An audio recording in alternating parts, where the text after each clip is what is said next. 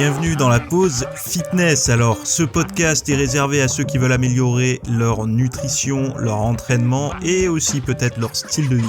Donc pour tous ceux qui me suivent depuis quelques temps déjà, vous pouvez me laisser une petite évaluation sur la plateforme de podcast de votre choix. C'est ce qui m'aide le plus. Allez, on démarre l'épisode.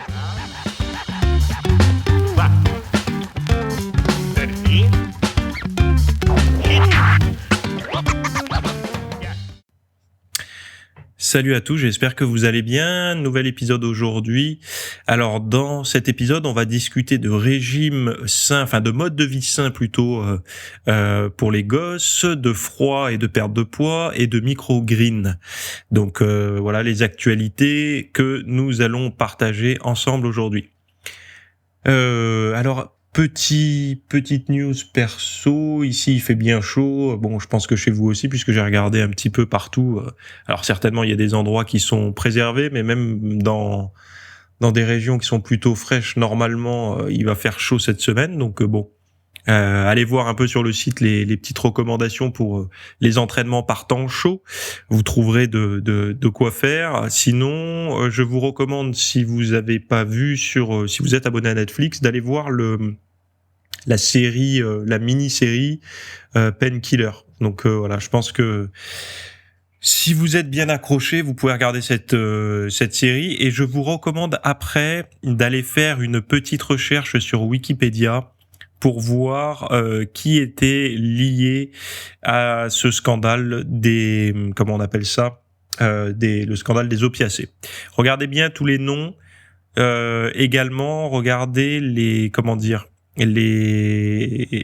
on appelle ça, les cabinets de conseil qui ont travaillé pour eux, etc. Enfin voilà, faites une petite observation, ça vous permettra de voir un petit peu d'étirer ça un petit peu sur d'autres sujets d'actualité. Ce week-end, j'ai sorti aussi la deuxième partie de la FAQ qui s'appelle œstrogène, pulsion alimentaire, antinutriments, prise de muscle et perte de gras. Donc, j'ai essayé de mettre des gros titres comme ça dans le titre, parce que quand on fait une FAQ, c'est difficile de trouver un titre étant donné que il y a des tas de chapitres sur des sujets différents.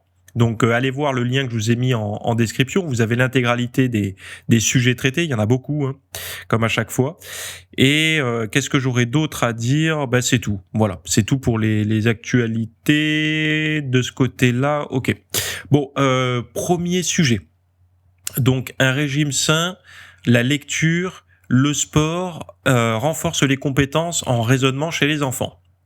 Donc, selon une étude récente menée à l'université de l'Est de la Finlande, une amélioration de la qualité globale de l'alimentation, une réduction de la consommation de viande rouge, ainsi qu'une augmentation du temps consacré à la lecture et au sport organisé, ont renforcé les compétences en raisonnement des enfants au cours des 2 premières années scolaires.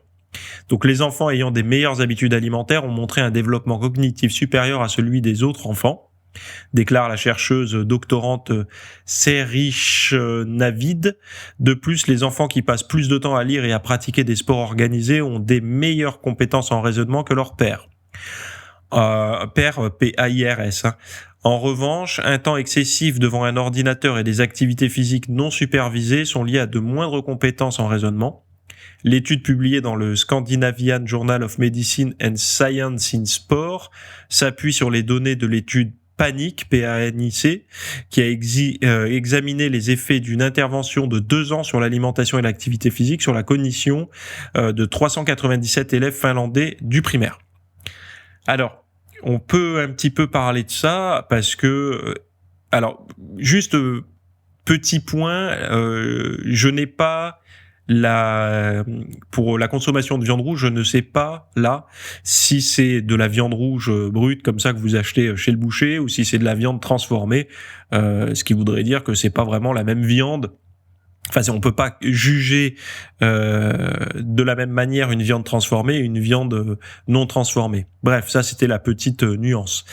Sinon, il est vrai que en montrant ce genre d'études, en tout cas de rapports, on voit bien que le régime sain, enfin, globalement, quelle est l'image qu'on a de l'adolescent ou de l'enfant actuellement ? C'est manger des céréales du petit déjeuner complètement transformées. Bref, dégoûter. Vous avez certainement été déjà chez des gens où vous ouvrez un placard et il y a un placard gavé, truffé de gâteaux. En fait, il y a tout le rayon gâteau dans un placard pour leur goûter et tout ça. Donc première chose, ils mangent mal. Deuxième chose, la lecture. Bon, on est dans un monde hyper connecté d'écran et tout. Je pense que les enfants aujourd'hui ont beaucoup plus de mal à lire sur papier quelque chose, déjà à se poser pendant un certain temps. Je crois que le temps d'attention des jeunes qui sont nés avec les réseaux sociaux, je crois que c'est en dessous de 45 secondes. Donc c'est ridicule. Donc la lecture, c'est quelque chose qui est perdu et qu'il faudrait retrouver. Et le sport, alors pas n'importe quel sport, eux ils disent que le sport organisé, donc organisé, est-ce que c'est organisé au niveau d'un groupe ou organisé avec les règles, etc. Moi je pense que c'est plutôt le sport en groupe. Hein. Ça a amélioré les compétences en raisonnement chez les enfants. On voit bien que ces trois choses, on n'aurait presque pas besoin d'études pour nous le montrer, puisque c'est complètement l'inverse que les enfants font actuellement. C'est-à-dire le régime sain. Bon, on a tendance à penser quand même que les légumes et tout ça, c'est pas forcément dans leur assiette. Alors sauf s'ils ont des parents, certainement comme vous, si vous êtes jeunes parents et tout, qui leur mettez une alimentation cohérente. Mais globalement, le régime sain, naturellement, instinctivement, un enfant qui a un peu tout goûté dans sa vie, si on le met face à des aliments, il va plutôt se tourner vers ce qu'il aime, et ce qu'il aime, ça sera plutôt du sucre, du sel, du gras. Pardon, un peu comme un adulte en fait. Hein. La lecture, comme je disais tout à l'heure, la lecture, ça s'est perdu totalement. Et totalement, ou en tout cas majoritairement, puisqu'il y a quand même des enfants, et ça, c'est toujours agréable de voir un enfant avec un bouquin. Et le sport, est-ce que le sport... Alors forcément, les parents d'aujourd'hui ne se rendent pas compte parce on peut comparer à nous. Donc nous, quand on était gosses, qu'est-ce qu'on faisait ? Est-ce qu'on faisait plus de sport que nos enfants ? Oui, non. Moi, j'ai pas l'impression, si on prend un échantillon, on va dire représentatif, que les gosses font beaucoup moins de sport qu'avant. Après, moi, la nuance que je mettrais, c'est sur ce qu'ils font hors des cours de sport. C'est-à-dire que j'ai pas l'impression qu'aujourd'hui, les gosses font moins d'activité physique en club qu'avant. Par contre, j'ai l'impression, et ça j'en suis convaincu, qu'ils sont moins dans la rue, qu'ils sont moins à faire du sport au-delà des heures normales de sport. Et je pense que ça aussi, ça doit jouer, quoi. Enfin bon, bref. Là, tout simplement, ce qu'ils recommandent, c'est un mode de vie sain, quoi. De manger sainement, de lire, donc de se former, de comprendre, de lire des romans, enfin c'est une forme de formation aussi, et de bouger, quoi. Bon, rien de nouveau, mais c'est marrant de voir qu'une étude le montre par rapport au raisonnement. Le raisonnement, c'est pas que la santé, hein. Le raisonnement, c'est la capacité à être adapté aux problèmes futurs de la vie, quoi, puisque c'est être capable de bien raisonner, quoi. Et je sais que les parents, ce que l'on souhaite le plus quand on est parent, c'est de fournir une vie, de donner les meilleures armes pour affronter la vie dans le futur, et une bonne capacité de raisonnement. Il me semble que c'est une bonne chose, quoi. Bref, je voulais en parler parce que je sais qu'il y a beaucoup de parents, jeunes parents, et peut-être même de grands-parents qui écoutent. Et voilà, partagez le podcast avec des gens qui pourraient être intéressés par ça, quoi. Donc comme d'habitude, vous avez les liens pour aller voir l'intégralité des études et des articles que je vous propose là. Alors très souvent c'est en anglais, hein. Je vous fais la traduction en français, mais c'est en anglais. Donc voilà. Bon, deuxième sujet, on passe au deuxième sujet. Comment les basses températures, donc le froid, déclenchent une augmentation de l'appétit ? Alors je prends les citations et puis après on en discute. Alors des neuroscientifiques de Scripps Research ont découvert que l'exposition à des températures froides pousse les mammifères à manger davantage. Cette augmentation de l'appétit est une réponse à la dépense énergétique accrue nécessaire pour maintenir la température corporelle. L'étude publiée le 16 août 2023 dans la revue Nature a identifié un groupe de neurones agissant comme un interrupteur pour ce comportement alimentaire lié au froid chez les souris. Cette découverte pourrait ouvrir la voie à de nouveaux traitements pour la santé métabolique et la perte de poids. En effet, bien que l'exposition au froid augmente la combustion des graisses pour se réchauffer, elle augmente également l'appétit, neutralisant ainsi l'effet de la perte de poids. Les chercheurs ont observé que l'activité de ces neurones est liée à un déficit énergétique induit par le froid plutôt qu'au froid lui-même. Ces résultats pourraient avoir des implications cliniques, suggérant la possibilité de bloquer l'augmentation habituelle de l'appétit induite par le froid, rendant ainsi les régimes d'exposition au froid plus efficaces pour la perte de poids. Alors ça, ce sont des notions, donc fin de la citation. Ça, ce sont des notions qu'on a vu apparaître de plus en plus, notamment dans un ouvrage de Tim Ferriss qui s'appelait 4 Hour Body, je crois. Donc ça remonte à quelques années maintenant. On avait même, comment il s'appelle, Hugh Jackman, l'acteur là qui a fait Wolverine, qui avait dit: j'ai lu ce livre et j'avais retenu une chose que j'ai appliquée dans mon quotidien, c'est les douches froides pour la perte de gras, etc. Et c'est vrai qu'on a eu derrière tout un tas de courants par rapport à, notamment chez les jeunes entrepreneurs, ceux qui veulent prendre soin de leur créativité, etc., qui veulent, les biohackers modernes, on va dire, se sont tournés vers le froid pour tout un tas de choses. D'ailleurs, on a mis un peu tout là-dedans. On a mis, comment il s'appelle, Wim Hof, c'est ça, celui qui respire et puis qui va dans le froid. On a mis la cryothérapie, on a mis la douche froide, on a mis tout un tas de choses comme ça dans le froid, comme panacée en fait. Bon, pour la perte de graisse, c'est pas étonnant que le corps régule en fait, et que si vous en fait, ce qui est dommage, c'est de s'exposer. Et d'ailleurs, on pourrait voir que c'est ce qui pourrait expliquer pourquoi ça fonctionne chez les uns et pas chez les autres. Si vous avez une bonne capacité à résister à un appétit démesuré, eh bien, vous exposer au froid va vous faire perdre du gras, du poids en tout cas. Pourquoi ? Parce que vous allez brûler plus de calories, votre appétit va se rehausser un petit peu, mais vous êtes capable de maintenir un régime équivalent avant l'exposition au froid, donc vous allez perdre du gras. Par contre, si vous êtes soumis, si votre volonté en tout cas est ébranlée trop massivement par votre appétit, ce qui va se passer, c'est que vous allez vous exposer au froid. Donc par exemple, prendre une douche glacée, et derrière vous allez avoir plus faim et manger plus, donc du coup vous allez vous exposer au froid pour rien, quoi, quelque part. Donc c'est une des raisons pour lesquelles on n'est pas tous égaux par rapport à l'exposition au froid. C'est pas uniquement au niveau, on va dire, du tissu adipeux brun ou quoi que ce soit. C'est aussi à ces fameux interrupteurs au niveau des neurones là, qui enclenchent l'appétit ou qui, enfin voilà. Et ça, c'est problématique parce que si vous faites tout ce qu'il faut pour vous exposer au froid, parce que c'est vous êtes dans cette croyance là à fond, mais derrière vous mangez de plus en plus, le bilan sera pas positif, en tout cas sur la perte de graisse. Je dis pas pour les autres, pour l'inflammation et tout, probablement que vous avez des avantages, mais pour la perte de graisse en tant que telle, de vous mettre dans des bains glacés, si derrière vous mangez 200 ou 300 calories de plus sur la journée, c'est pas quelque chose de viable. Donc, en fait, de s'exposer au froid, c'est deux effets négatifs, deux sensations négatives. Quand je dis sensations, ça veut pas dire que c'est pas bien pour l'organisme, je dis juste que ce sont des sensations. La première, c'est le froid. S'exposer au froid, certainement qu'au bout d'un moment on s'y habitue, mais il me semble que si c'était super agréable, dans les spas il y aurait du froid, et aujourd'hui pour l'instant c'est majoritairement du chaud. Donc même avec des exercices de respiration, etc., on peut se mettre à apprécier, se mettre dans le froid, mais ça reste quand même une forme de stress, et c'est aussi le but recherché, une forme de stress au niveau du corps. Donc premier stress. Le deuxième stress, c'est que vous allez avoir plus faim. Donc votre journée va être plus difficile à tenir, étant donné que votre appétit va être un peu plus élevé.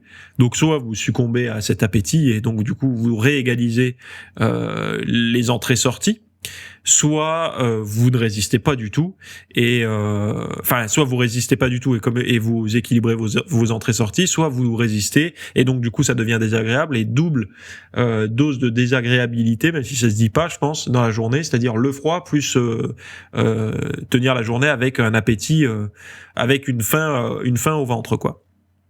Donc c'est toujours bien de pouvoir mettre un petit peu de nuance dans les discours. Et moi j'ai rien contre le froid, encore une fois, rien à foutre. Moi je suis plus de la fin de douche froide, c'est-à-dire de mettre un peu de froid en fin de douche plutôt que de faire une douche intégralement froide ou me mettre dans un bain glacé. Non, c'est pas forcément mon truc. Mais par contre, si je me cogne ou si j'ai une chute ou une blessure ou quoi de type inflammation aiguë, je vais mettre une poche de froid dessus, évidemment. Donc c'est comme ça que moi j'utilise le froid.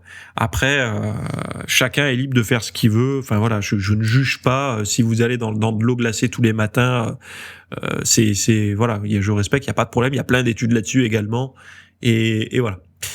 Mais c'est bon à savoir. C'est bon à savoir, et n'oubliez jamais une chose, c'est que on a un réservoir de volonté en début de journée qu'on épuise au fur et à mesure de la journée. Alors je sais qu'il y en a qui vont dire science, etc. Peu importe. Une des façons de voir ça, c'est quand vous avez mal dormi. Ça s'explique au niveau neuronal et au niveau hormonal, hein.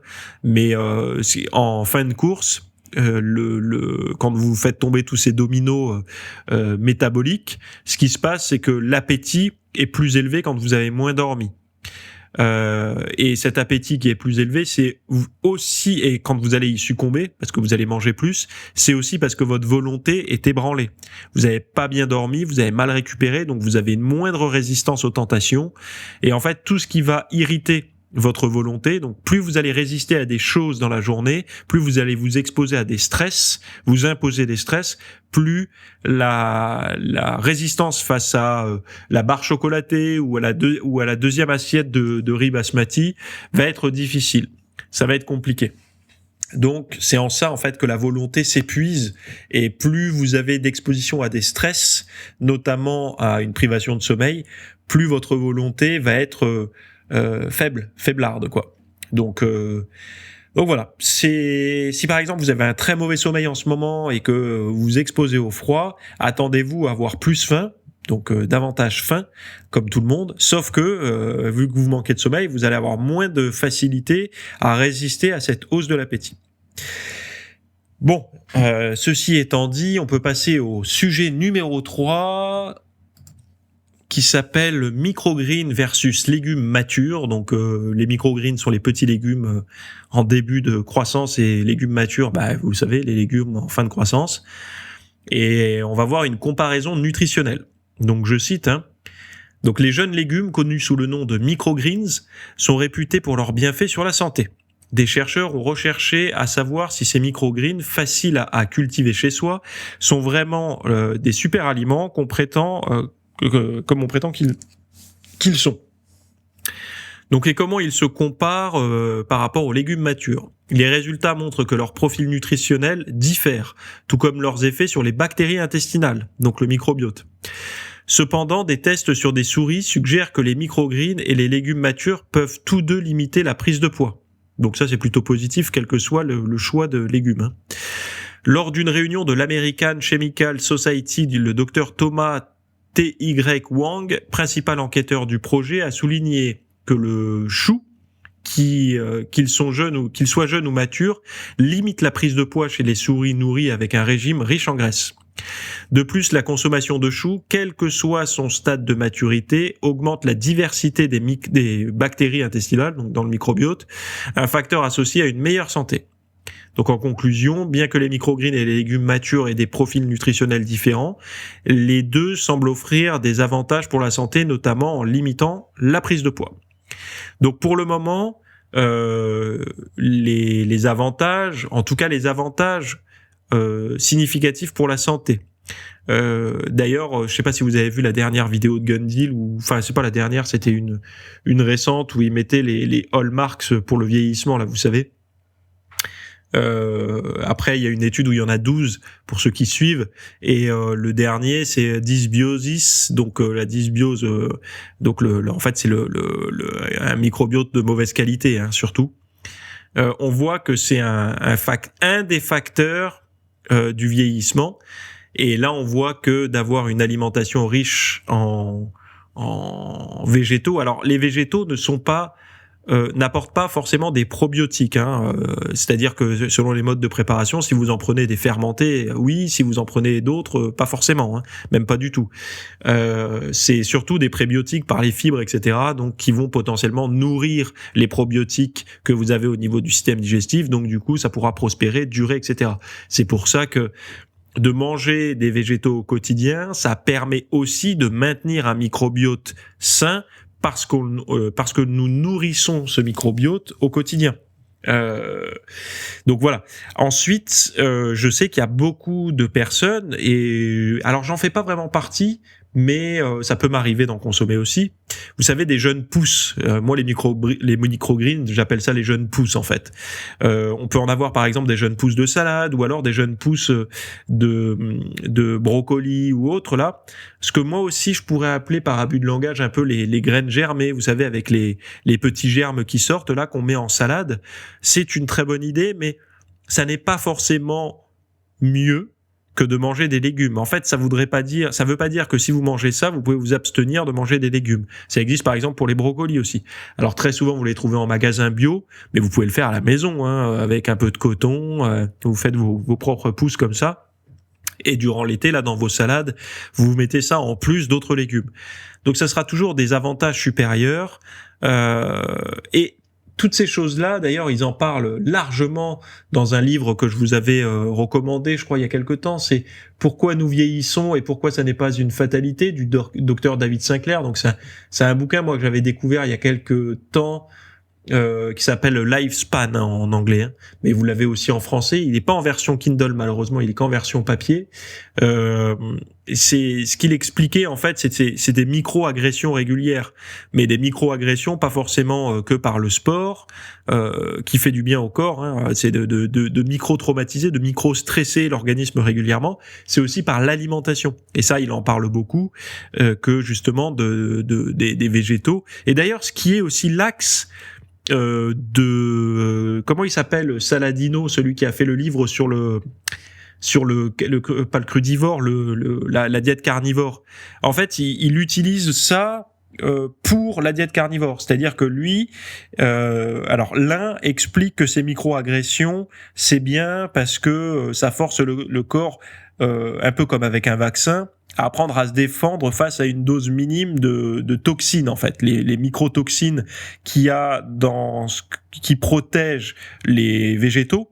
Donc on les ingère, et donc du coup on va se défendre, et donc potentiellement mieux s'armer dans le futur, etc. Donc ça c'est l'hypothèse, en tout cas l'observation plutôt de David Sinclair là, qui est plutôt pour les végétaux pour lutter contre le vieillissement.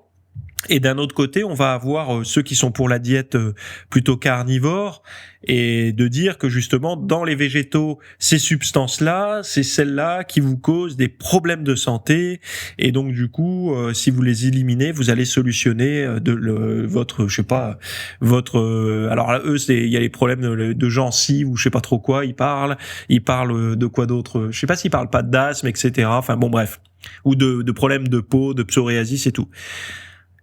Ça n'est pas des guerres, en fait, ça n'est pas des versus à faire qui a raison, qui a tort. C'est juste que chez certaines personnes, peut-être que oui, ces substances sont trop agressives, et donc du coup elles vont profiter d'un régime où elles vont exclure ces aliments pendant une période de temps, de manière à se refaire une santé, et après réintégrer progressivement. Chez les autres, ils parlent plutôt à un grand public qui n'a pas de problèmes de santé à la base, en tout cas qui n'a pas de problème de santé envahissant à la base. Et moi je vais vous le dire honnêtement, j'arrive pas à être convaincu. J'ai le livre de Saladino sur la diète carnivore, et moi personnellement il a pas réussi à me convaincre, même avec ses études, ses machins. Ça n'arrive pas à me convaincre, c'est pas significatif. De plus, il n'y a pas de, comment dire, le ton utilisé me semble un peu déraisonnable. Voilà, c'est mon point de vue. Après, ce sont des Américains, donc c'est pour ça peut-être que moi j'ai pas le même ton. Les Américains le prennent beaucoup mieux que moi, Et encore une fois, j'ai pas la science infuse, voilà. Mais si on devait me demander un avis, parce que je sais qu'on me l'a demandé cet avis sur les bouquins qui sont sortis là sur la diète carnivore. Alors je peux comprendre la logique des diètes d'exclusion pour certaines personnes qui ont des problématiques. Et encore une fois, il faut vraiment pas faire de science basée sur les avant-après, sur les avis et tout, parce que c'est une mauvaise chose. Il y aura toujours des gens qui vont profiter et d'autres non, et on parlera forcément, si on a un produit à vendre, des gens sur qui ça a fonctionné plutôt que sur les sur la globalité scientifique en fait. Mais c'est là en fait où on voit qu'on peut faire dire, quelle que soit la chapelle, hein, on peut faire dire des choses aux études. En tout cas, on peut amplifier le message d'une étude, la partie du message d'une étude qui nous sert. Et là, je parle pas de la diète carnivore, je parle de l'intégralité des études. L'intégralité des études, que ça soit sur la diète cétogène, la diète méditerranéenne, la diète machin chose. En fait, si on part avec l'objectif de montrer qu'elle est bonne, donc telle ou telle diète, on va inconsciemment avoir un focus sur la partie bonne de l'étude, enfin sur la partie qui va nous dire que c'est bien. Et c'est pour ça que un seul individu, c'est pas forcément, ça sert à rien de suivre un seul chercheur. Faut suivre une masse de chercheurs qui vont donner un ton, un axe, une orientation en fait. Et on verra que justement, quand on prend la masse des chercheurs, on aura des discours beaucoup moins émotionnels. Ça sera pas, il y aura jamais de panacée en fait quand on prend la masse des chercheurs. Il y aura jamais de diète absolument parfaite. Il y aura des grandes tendances et donc il y aura des facteurs, pas des facteurs, des approches alimentaires à risque et des approches alimentaires plutôt protectrices, on va dire, mais ça sera jamais de l'ordre de l'absolu à chaque fois. Pourquoi ? Parce qu'en fait, quand on multiplie les têtes pensantes, quand on multiplie les observateurs, il va y avoir des gens qui vont dire oui, mais là c'est pas forcément, il y a des biais, là vous avez pas bien étudié ça, là vous avez pas pris en compte tel ou tel facteur, etc. Et donc du coup les avantages deviennent moins significatifs. Ça veut pas dire qu'il n'y a pas d'avantages, ça veut juste dire que on est moins dans l'extrême. Sauf que quand vous devez vendre un bouquin, quel qu'il soit, que ce soit sur le vieillissement, que ce soit sur une autre approche alimentaire comme la diète carnivore ou comme la diète cétogène ou comme la diète X ou Y, ce que vous voulez c'est faire du sensationnel. Alors c'est pas forcément l'auteur qui veut faire du sensationnel, mais c'est celui qui va élaborer une couverture pour le bouquin, et il faut bien vendre ce bouquin. Et si vous arrivez avec trop de nuances, les gens ils en ont rien à foutre. Ce qu'ils veulent c'est qu'est-ce que j'achète qu'est-ce que je mets dans mon panier de courses cette semaine pour que la semaine prochaine ma vie change. Et c'est ça. Et si c'est juste des petites nuances, ils savent très bien que ça va rien changer à leur vie, quoi. Bon. Tout ça pour dire que vous pouvez manger des légumes du début à la fin du process de maturation, entre guillemets, hein, ça sera toujours bon pour la santé. Et moi, je vous encourage à lire. Alors, je suis peut-être moins intelligent que beaucoup d'entre vous, mais moi, il m'a fallu quand même un certain temps avant de réussir à pas être trop embarqué dans les bouquins que je lisais. C'est-à-dire que moi, j'ai une forme de naïveté, et d'ailleurs, les études m'ont beaucoup aidé à me sortir de cette naïveté. Si vous êtes vraiment passionné, soit vous écoutez des vulgarisateurs comme moi régulièrement sur le site, etc., parce que je vous balance pas mal d'études, et j'essaie de les vulgariser pour que ça soit comestible pour le grand public. Soit vous allez vous-même lire vos études, enfin bon, mais ne faites pas que lire des bouquins. Parce que les bouquins sont très forts pour nous faire pencher dans une direction, et après c'est délicat d'en prendre une autre. Et la problématique de tous ces bouquins très axés dans très pointus, trop pointus parfois dans des axes alimentaires, ça nous fait pas réellement apprendre en fait. Parce que l'absence de nuances, j'ai remarqué en tout cas que c'était du annule-et-remplace. C'est-à-dire qu'on va lire un bouquin sur une méthode. Ok, cette méthode a l'air d'être majestueuse, miraculeuse, on la teste, elle marche pas, bon bref. Et puis on en trouve une autre qu'on teste et ça annule l'ancienne. Et c'est totalement le contraire de ce qu'est la science et la recherche. Surtout la science. Qui, logiquement, c'est de l'accumulation de connaissances qui fait qu'on avance. Et quand on lit des bouquins comme ça, qui sont toujours des stricts opposés, très souvent en tout cas des opposés, et qui, dans leur argumentaire au tout début, vous diront souvent, vous avez testé ça, et ça n'a pas marché, c'est normal, parce que X, et parce que Y, parce que machin. Donc en fait, ce sont des stratégies marketing. ça n'est pas de la recherche, ça n'est pas de la science, et même s'ils utilisent la science pour vendre, et parfois il y a des très bons livres, je dis pas, qui apportent de la connaissance sous forme de vulgarisation, il y a beaucoup aussi de problématiques de stagnation. C'est-à-dire que l'individu est toujours à un point de départ avec une nouvelle diète, une nouvelle approche. Il n'accumule pas des connaissances. Et c'est ça, en fait, que je reproche à la lecture de bouquins, contrairement à la lecture d'études, c'est qu'on n'accumule pas, on n'avance pas en remplissant une sacoche de connaissances, mais plutôt c'est comme si on empruntait un livre à la bibliothèque, mais après on le rendait. Mais en même temps où on le rend, on rend aussi les connaissances avec. Et ça, moi je trouve que c'est une perte de temps. Ça veut pas dire qu'il faut arrêter de lire. Moi, je continue à lire, mais en parallèle, soit vous allez voir des vulgarisateurs qui vous apporteront un point de vue sur la science, pas axé uniquement sur ce qu'il vous propose ou ce qu'il vous vend, mais également sur d'autres sujets, qui est capable de dire d'autres choses que uniquement ce qui va dans le sens de ce qu'il vous propose, ce qu'il vous vend. Soit vous faites vous-même si vous avez du temps, vous faites vos recherches, si vous parlez anglais, si vous comprenez l'anglais, etc. Pas de problème, quoi. Donc voilà, j'ai fait une petite parenthèse, mais ça me semblait important parce que on a tous emprunté, on emprunte tous un petit peu ce schéma-là quand on est passionné par un domaine. On aime bien bouquiner beaucoup. Et attention aux bouquins. Et surtout les bouquins, sachez une chose, c'est qu'ils sont malheureusement très très vite dépassés parce que la recherche, ça avance quand même relativement vite. Moi qui ai le nez tous les jours dans les études, je vous garantis que j'ai énormément de retard alors que je regarde tous les jours. Pourquoi ? Parce qu'en fait, dans chaque domaine sort beaucoup d'études et c'est très compliqué. Il faudrait passer sa journée entière à faire que ça. Et c'est très, très, très, très, très compliqué de se maintenir au courant de ce qui sort. C'est un vrai travail journalistique. Et bon, j'aime ça, je m'en plains pas. Mais c'est très compliqué de rester vraiment à la pointe des recherches et d'être capable de faire la différence entre de rechercher aussi si les études sont indépendantes, sont financées par des personnes qui ont intérêt à ce que cette étude sorte ou non, etc., quoi. Bref, je reviens à cette fameuse FAQ 27 partie 2 que je vous ai proposée ce week-end.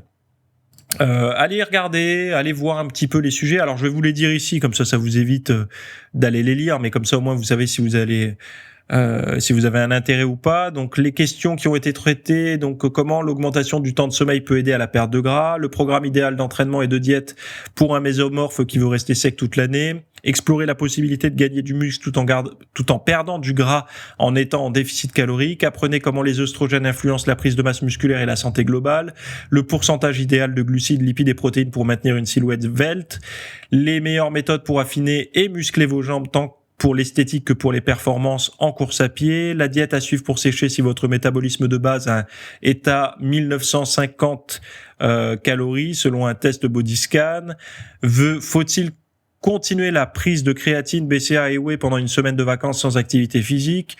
Peut-on devenir diabétique même en faisant du sport et sans consommer trop de sucre rapide?